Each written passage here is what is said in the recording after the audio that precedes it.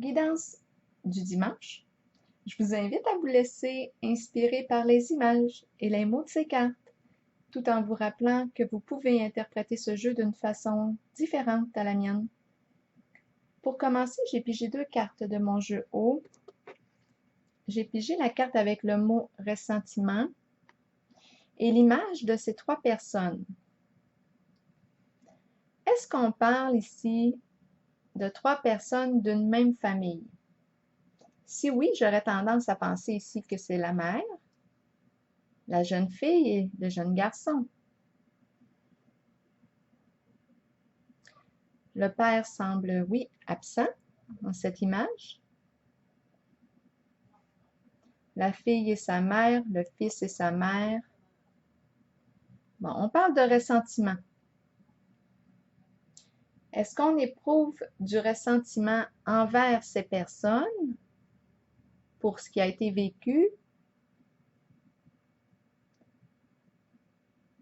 Est-ce eux qui ressentent, qui éprouvent du ressentiment à l'intérieur d'eux-mêmes, qui ont de la rancune à l'intérieur d'eux-mêmes? J'ai pigé 3 cartes de mon jeu de Kepler, en fait de 2 jeux, pour essayer de comprendre. Bon, pour commencer, je vais y aller avec celle de mon jeu de Kepler. J'ai pigé la carte de la lettre agréable, qui me dit ici que l'on reçoit soit un courrier, un appel téléphonique, un message, en tout cas, il y a un contact ici qui se fait entre 2 personnes. J'ai pigé la carte du voyage, qui nous parle d'une orientation vers un nouveau but. Peut-être aussi qu'on parle de voyage. Et j'ai pigé la carte qui nous met en valeur, celle-ci. On se sent honoré, on est honoré. C'est une carte de reconnaissance de soi, d'estime de soi, de succès. Donc, avec ces 3 cartes, j'ai plutôt l'impression qu'on a dépassé les ressentiments. J'ai plutôt l'impression qu'on s'est guéri de nos émotions, de rancune. Est-ce qu'on a fait la paix avec soi, avec les autres? J'ai pigé 3 autres cartes de mon horoscope de Béline, toujours pour mieux comprendre ces 2 cartes. Et j'ai pigé la carte du mouvement, qui va dans le même sens que celle qu'on a vue du voyage. J'ai pigé la carte de la solitude. Avec la carte du mouvement, on parle de changement, d'évolution. On parle d'amélioration d'une situation. Et en plus, il y a la fleur ici. Je pense ici avec la carte de la solitude, qui peut représenter un sentiment d'abandon, d'impuissance. Je pense qu'on a choisi ici de ne plus s'abandonner. Avec la fleur, on s'ouvre, on se permet de renaître à la vie. C'est une carte de joie. On s'ouvre, on se dévoile, on déclare aussi nos sentiments profonds. On peut parler aussi d'un coup de cœur avec la fleur. On est sentimental. Ça me fait penser à une chanson de Marie-Myriam. La chanson s'intitule « Sentimental ». Je la mettrai dans les commentaires. Donc voilà. Donc ici, deux jeux qui m'inspirent un dépassement de nos ressentiments. J'ai l'impression qu'on a fait la paix là ici, ou qu'on est en processus, ou qu'on est en transformation, en train de se guérir là, de cette animosité. Poursuivons avec la carte du triomphe, de la transformation, de l'espoir et de la sagesse. Elles sont toutes à l'endroit. Bien, ici, le personnage principal de cette histoire que je vous raconte aujourd'hui, avec la carte de l'espoir, bien, il souhaite réaliser un rêve qu'il chérit probablement dans son cœur. J'ai pigé une carte supplémentaire pour avoir des détails, et c'est celle de l'union. Depuis ce matin, je m'interroge sur cette carte. C'est la main droite de la femme qui tient la main droite de l'homme. J'imagine que son bras et sa main gauche sont derrière le dos de cet homme, de son homme.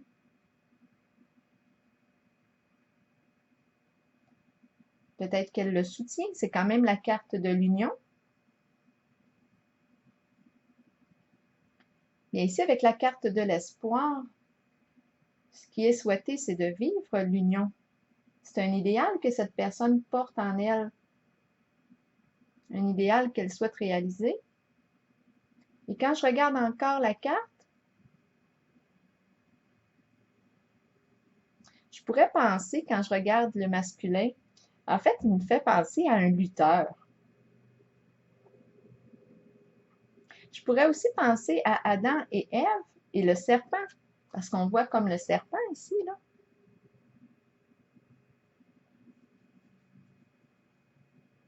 Le serpent, quand je le regarde sur cette carte, je le perçois plutôt comme un symbole de conscience.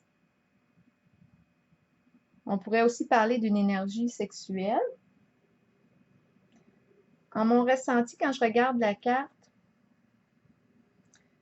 quand je me mets à l'écoute, en regardant l'image, je perçois plutôt l'absence de ruse, de manipulation. Je ne perçois pas le serpent là, négativement.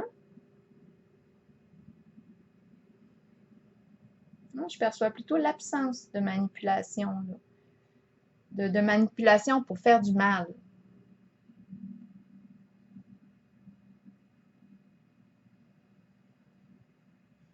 Cette carte représente l'union des complémentarités. On parle d'alliés ici, de partenariat, d'association, d'intérêts en commun, de projets en commun. On parle d'alliance, de mariage avec cette carte. Je la dépose ici. Maintenant, allons-y avec la carte du triomphe. Le triomphe, la numéro 7.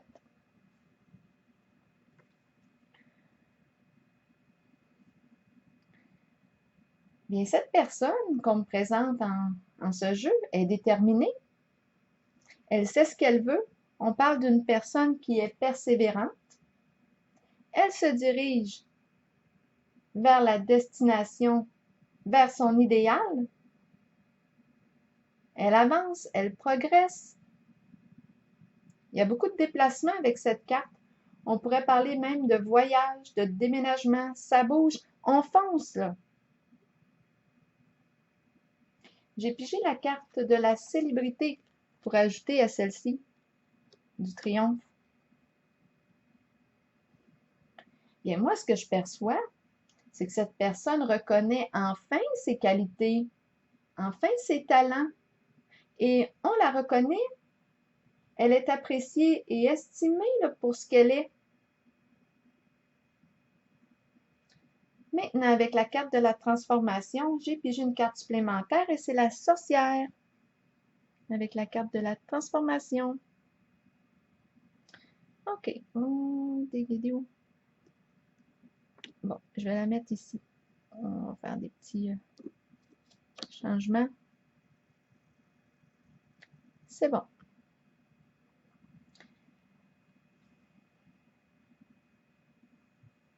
La carte de la transformation est une carte de changement. Il y a du changement dans l'air. Là, j'ai l'impression que les comportements représentés par la sorcière en cet oracle, les comportements mal intentionnés, malveillants, empreints de fausseté, de médisance, de méchanceté, sont en train de vivre une grande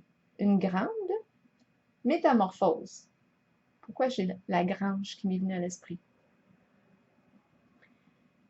J'ai roulé un R, mais c'est vraiment le mot grange que j'ai vu.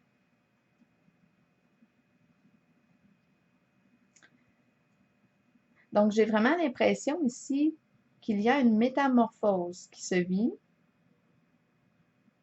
Et ça peut toucher, cette métamorphose peut toucher plusieurs plans là, dans la vie. On peut parler du plan amoureux, professionnel, relationnel, intime, personnel à soi-même.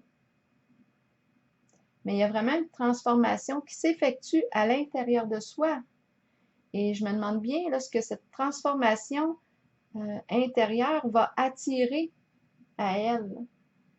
On se renouvelle avec cette carte de la transformation. On change, on met fin à des schémas malsains là, pour soi.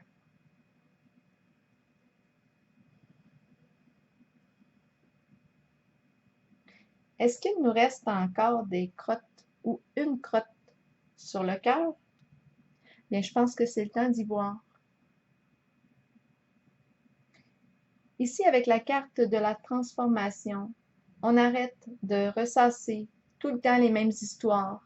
On arrête de brasser de la merde, comme on dit en bon québécois.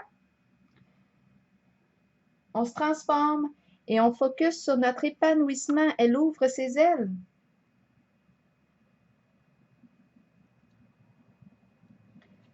La carte de la sagesse maintenant nous parle du maître. Est-ce qu'on nous parle ici du maître en soi, que l'on reconnaît aujourd'hui, en cet instant?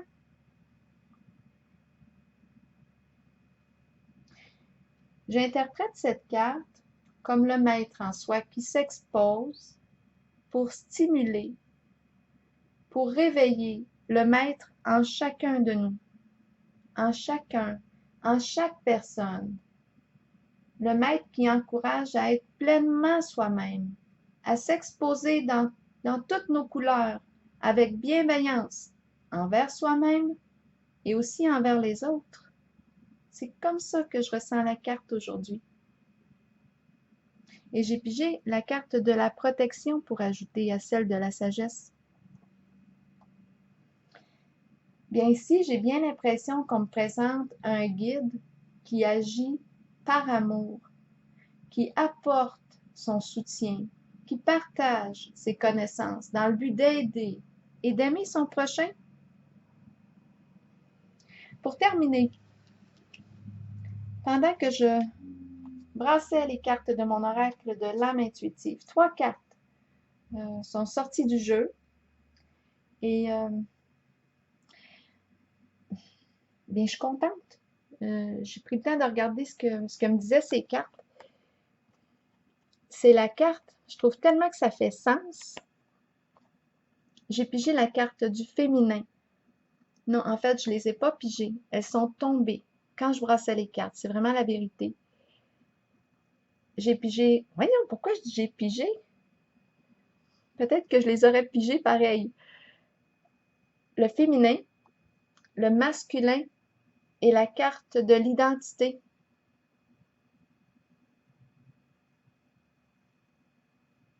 Ce qui me vient rapidement à l'esprit quand je regarde ces 3 cartes, maman, papa et leur enfant, leur fille.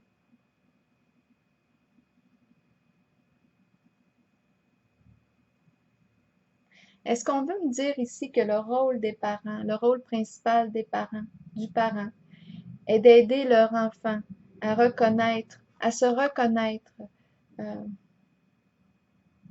dans son identité profonde?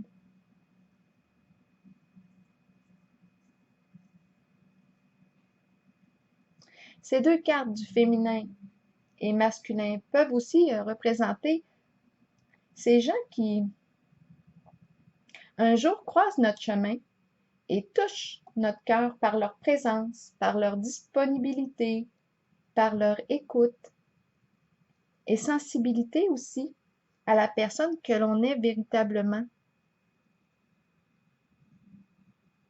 Je vais vous lire maintenant la carte de l'identité pour terminer.